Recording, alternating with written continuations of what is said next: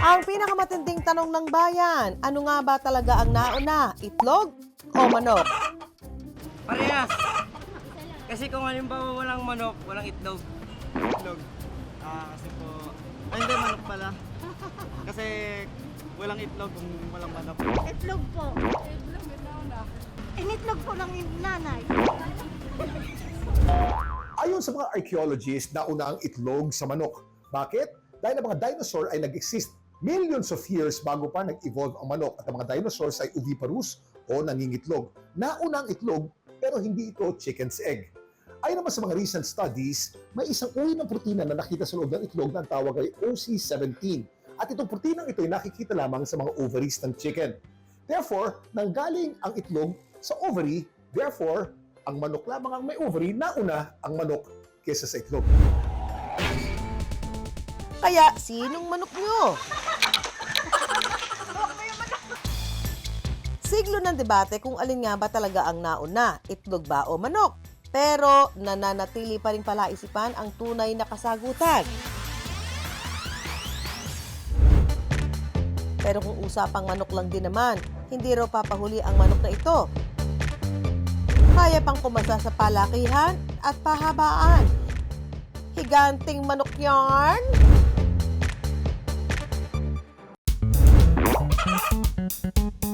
Kung ang anak ng baboy ay biik, ano naman ang tawag sa anak ng manok?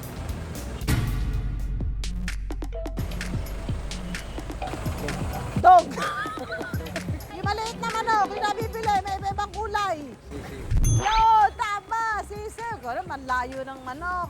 Ayan, dahil tama sagot mo, meron kayong petso ng manok. Anong tunog ang ginagawa ng manok? Pag madaling araw. Anong tunog? Paano tunog ng manok yung sa madaling araw?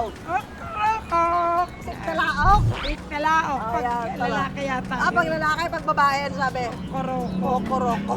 Dahil po tama sagot ka, meron kayong petso ng manok. Thank you po.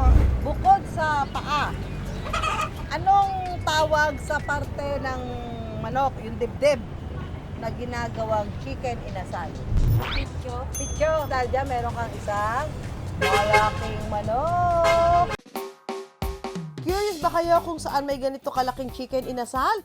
Dito sa Antipolo, nag-uumapaw sa plato at mas malaki pa sa mukha ng tao ang chicken inasal na ito. Ang kanilang jumbo pecho, aabot raw sa higit 12 inches o isang talampakan ang haba. Ano ba ang sikreto? It's not something na ine-expect nila, no? Usually, pagka sinain na siya sa table, yung chicken, talagang everyone's parang surprised na parang, wow, ang laki talaga ng manok. Terabyte, di ba? As they say, parang 1 terabyte, ang daming jumbo chicken, marami paa ng dinosaur. So, lahat na tinatawag, which we feel overwhelmed na parang they're giving name dun sa manok. Ang nangitlog ng ideyang giant chicken inasal, ang magkaibigang Joe at Van. We have chicken inasal all over the Philippines. Yun nga, we have come up into idea what will differ us. Pag nag-plating na tayo, pag hinain na natin, dapat it is something na unique na malaki talaga. Kaya nag-come up din kami sa idea na may only rice, meron din tayong only soup, tapos may only juice din tayo, together with a big chicken. So, hindi ka talaga mabibitin. Pag umalis yung mga clients namin, lahat ng customers namin, busog. Kung the bigger, the better ang motto pagdating sa produkto, the more the merrier naman sila sa negosyo. 5 kasi silang magkakaibigan na nagtayo nito. Since friends na kami, so alam na namin mga likaw ng binuka namin. May mga different skills kasi kami na pinagsama-sama namin. So, iyon yung naging advantage namin. Tsaka mas naging close kami kasi nga yung ideas namin, mas nagja-jive siya. Bukod sa kanilang friends in business, meron pa silang 10 empleyado na katuwang sa negosyo.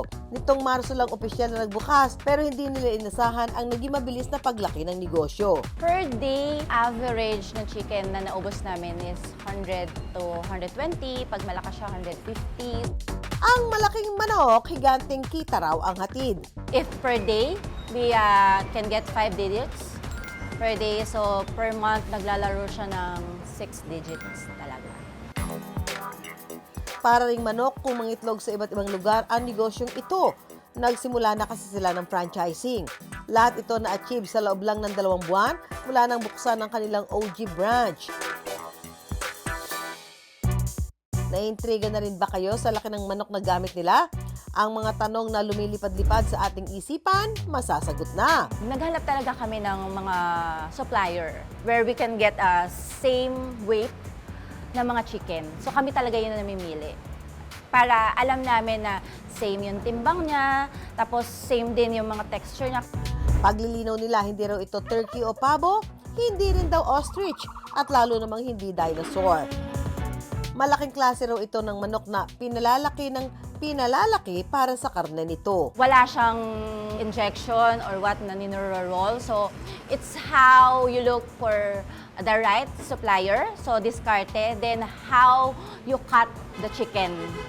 So, all nasa preparation yon. So, kung magaling yung tao mo sa kitchen, he knows what to do para maging jumbo talaga siya.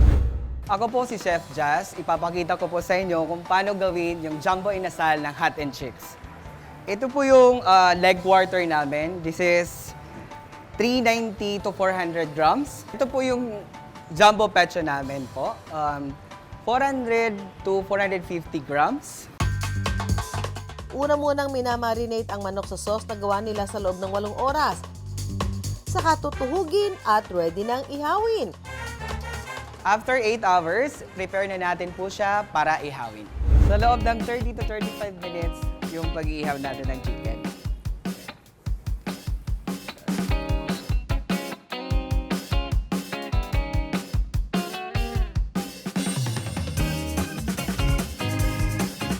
Para sa sausawan, hindi lang daw kalamansi at toyo, gumawa rin sila ng sariling sausawan na hinahaluan ng atsara.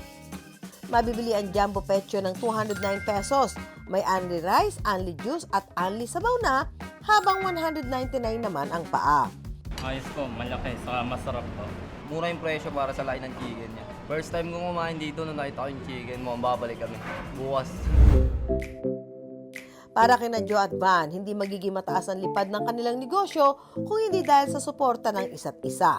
You need to have someone or those people na same mind kayo pag magbe-business. Kasi kung scattered yung minds nyo, nag-start pa lang kayo, fall apart na. Ang secret lang dyan is may kanya-kanyang role kayo sa negosyo. But you need to have a pillar. Kailangan lang talaga meron kang support group. Para sa mga sumusubok magnegosyo, lakihan ang determinasyon at masabaan pa ang pasensya. Huwag mapagod sa paggahig para makabuelo at makalipad ng matayo.